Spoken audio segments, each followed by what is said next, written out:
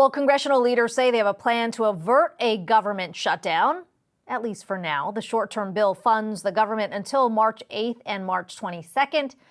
To break this all down for us, Yahoo Finance's very own Rick Newman is here. We're back to a short-term funding bill, Rick.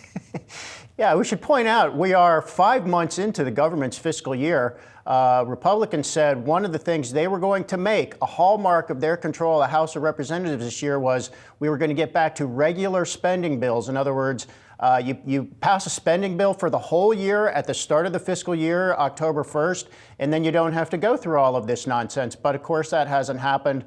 So the short answer to what's happening now is Congress has not yet passed the permanent spending bills, but there's reporting that the leaders in the House and the Senate have come up with some kind of agreement. What they're going to do is another short-term spending bill, but apparently they do have enough agreement on the basic priorities that during that time, the next few weeks going into March, they will actually get the full spending bills done. And if this reporting is all true and nothing blows up, then I guess by the end of March, that means the government will be funded all the way through the end of September. And then after September, I guess we just start up with this whole thing all over again. But basic takeaway here is that the odds of a government shutdown are rapidly declining. They're not zero because something could always go wrong here, but it looks like the government's just going to stay in operation.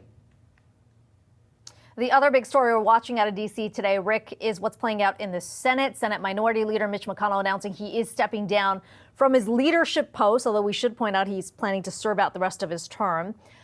Who is in line to replace him? Or I should say, which one of the Johns are in line to replace him? And how much influence do you think the former president, Donald Trump, is going to have on this decision? Right. There are three Johns, as everybody in Washington is talking about, is Senator John Cornyn of Texas, John Thune of South Dakota, and John Barrasso of Wyoming. I guess you might say that Cornyn of Texas might be the early favorite.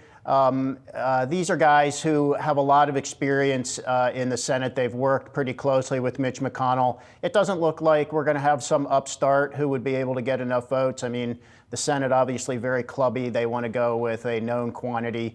So get around to the question of Trump. This is a very interesting question because so McConnell is going to serve his two terms here. First is his term as Senate Majority Leader, which basically ends in November, and the Senate Republicans will actually choose their new leader after the elections in November, and that's when McConnell's going to keep the job until then, and then he will no longer be a minority leader or the Republican leader, but he's going to stay in the Senate as a senator until his term is up in 27.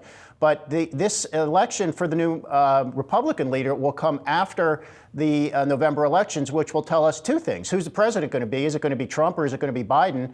And also, will Republicans take control of the Senate and have a majority? So I'm not so sure that Trump is going to be calling the shots here the way he seems to be calling the shots with regard to what Republicans are doing in the House. He basically seems to be channeling himself straight into House Speaker Mike Johnson, refusing to bring up the Ukraine aid bill for a vote, for example, refusing to vote for a bipartisan immigration bill. That all seems to be Trump's meddling. I'm not sure he's going to have that much influence. Now, if Trump wins in November, I suppose it could be a different story, but there are a lot of things to factor in here, and we're not going to know a lot of this until November, obviously.